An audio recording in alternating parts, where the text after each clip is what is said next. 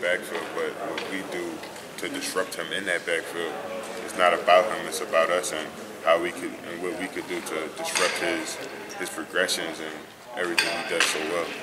What are some of the ways you plan on disrupting? I mean, is it just getting into the backfield, or is it just dropping back and making sure you're in the right position? It's everything, you know. We have a defensive scheme that we're going to execute to the highest of our ability, and we hope it's the right way.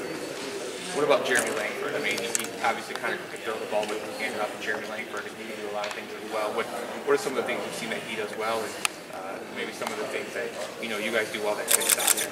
You know, it's going to be a chess match, and coaches are going to be calling calls, and we just have to execute them to the best of our ability. There's not really nothing that either team could do to shut one player out or do this to that player. It's a team effort, and we're going to try to stop their whole team and not just one or two players.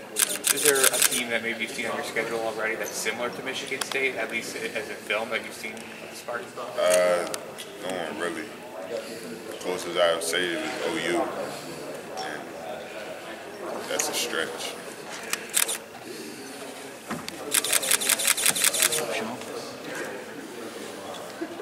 Can you talk about how Baylor has brought guys in, transferred a lot of players who have been elsewhere like you were at Penn State, and that kind of atmosphere that they've built that makes it comfortable for players like you that come in?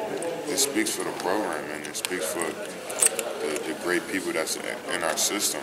You know, everybody's not able to take that adjustment and take that next step to, I was depressed, now I'm back and starting off on a new foot.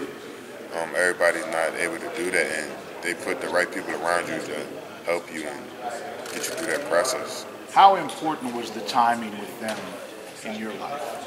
It was major important. It was some things that was happening in my life at that time could only be helped by a change of scenery, and sometimes you just got to move on and grow up.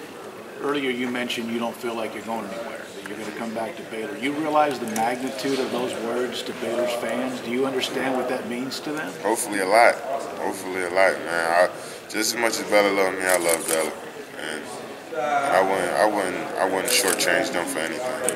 So to come back, is that something you and Coach Bennett have talked about, or? We talked about it on and off. It's definitely a process. We're gonna talk about it again after this game, and we're gonna see what the NFL says. But you say you're coming back. What I said. You're coming back. All right then, that's all it is.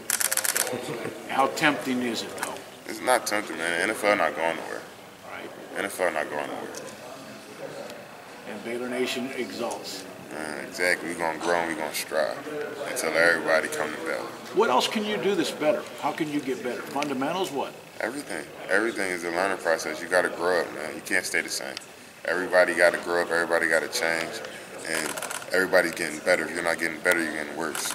So I'm trying to just take my game to that next level and have more than 10 sacks than this season, and just keep on producing and keep on, just getting better at the same time. This happened to you pretty quick, as far as from where you were to what's happening now. How important has that been to you? Not really so important how fast it happened, but more so important that it happened, really. I'm not really big on the media and all the accolades and all the love and attention, but at the same time, I'm truly, truly blessed to be in this position, and I wouldn't trade it for the world. Thanks, Shawn.